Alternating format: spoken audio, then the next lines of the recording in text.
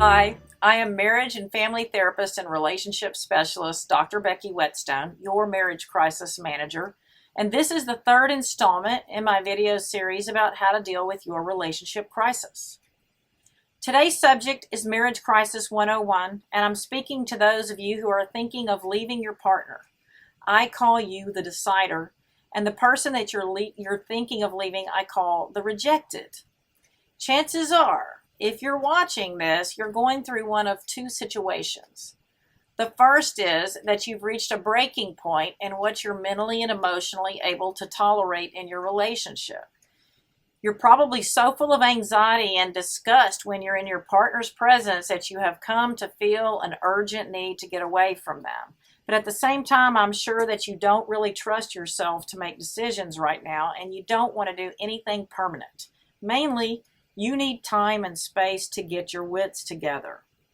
Now, the first thing you need to know is, yes, of course, if you are feeling so stressed that you can't stand to be near your partner right now, then it's probably best to separate at this time. I have a plan for how to do that called managed separation, which I designed for couples to separate with a plan and a purpose. This is so important. I highly recommend that you implement that sort of plan if you separate, so that we don't allow this situation to turn into a very unhealthy, chronic limbo recipe containing indecision, angst, and lack of action. And believe me, that happens all the time. You'll find more information about a managed separation plan on my website at marriagecrisismanager.com and my business website, which is drbecky.com. Spell out the word doctor, though, D-O-C-T-O-R, Becky.com. And also watch for an upcoming video on the subject.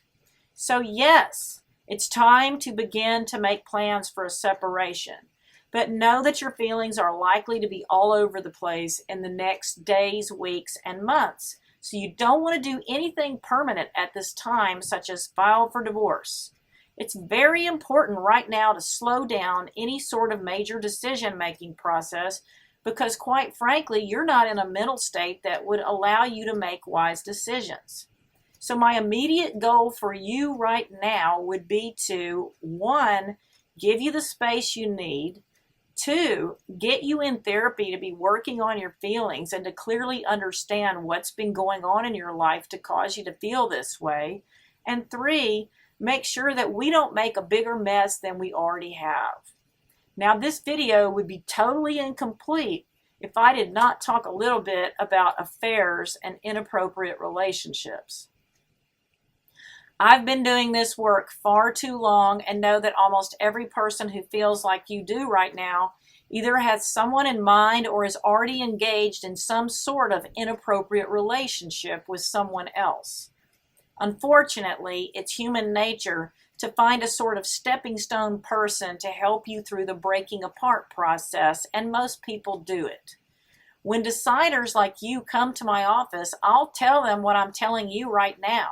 And 100% of the time, they insist there's nothing or no one that they're talking to and they're not having a relationship. And 99.9% of the time, we will find out later that they were not telling us the truth. So just know that people who are having affairs lie about it 100% of the time.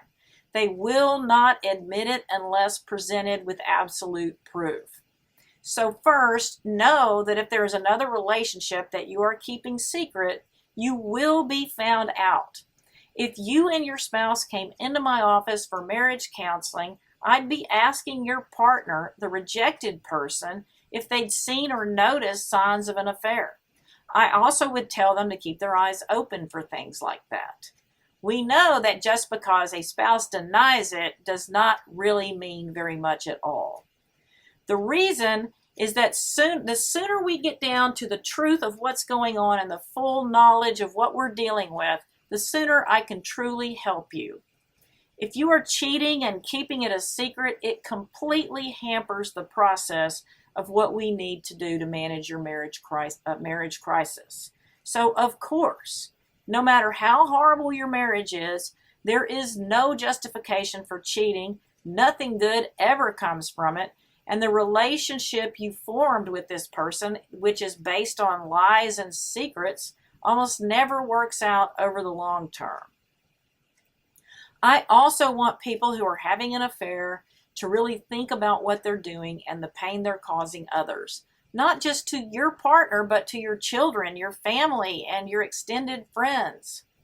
So without judgment, I'm just saying that we need everything to be laid on the table during this marriage crisis process in order to know what we're dealing with. It's much healthier to just be honest and forthright, even if the truth is very unpleasant. So please, please seriously consider ending your extramarital relationship if you're having one. And if you choose not to, I urge you to lay the truth out on a table for your therapist and your partner so we can know what we're dealing with.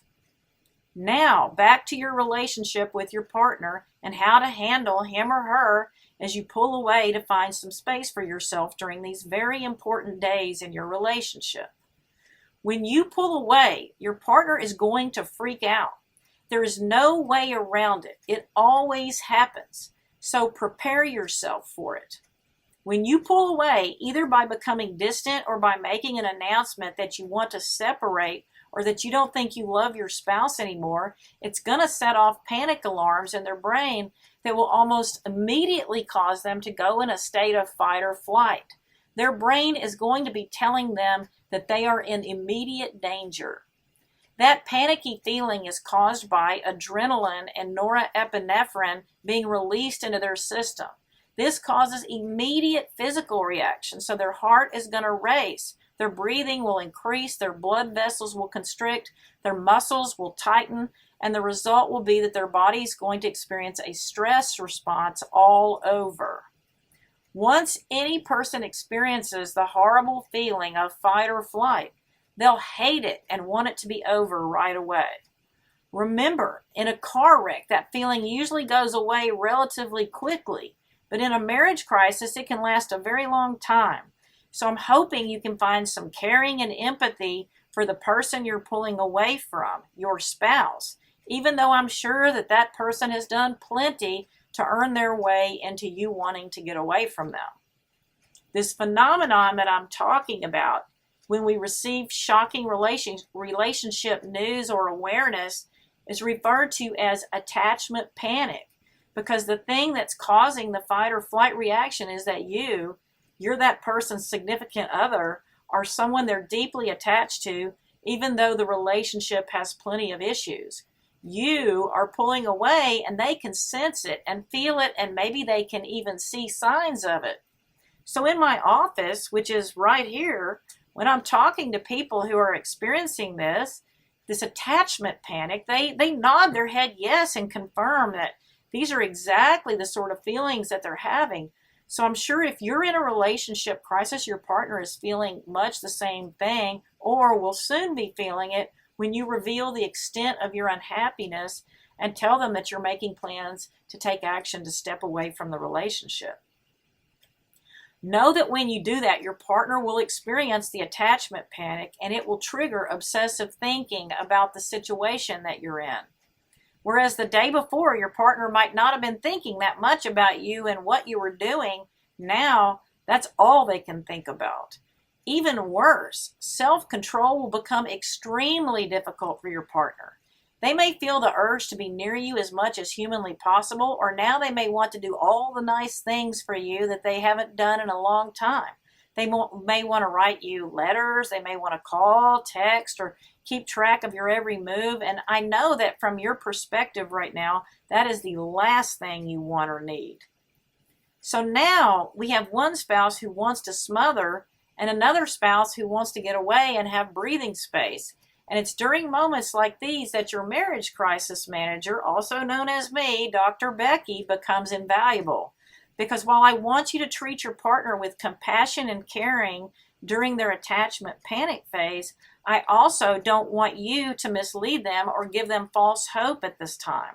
In fact, this is a time for you to be kind but firm. So you will be saying something like, "I'm so sorry you're hurting, but I need time and space right now. So we are going to separate, and we will do it with a plan and a purpose, and that's non-negotiable. I promise that we will take the time and make the effort to make a thoughtful and wise decision about our relationship moving forward. But right now, I'm asking for you to please allow me to have the space and peace that I desperately need. As you get your space in the coming days or weeks, it's absolutely imperative that you be in counseling and do some soul searching about yourself, who you are, what you want, and also do a complete and honest inventory of what has happened to your relationship from both sides of the coin, both yours and your partner's. I'm sure you know you've made mistakes, and it's time to look at yourself about what you've done to contribute to the mess that you're now facing. So, this is great information that I've given you for now. There's a lot more to know for you, the person who's the decider in your marriage crisis.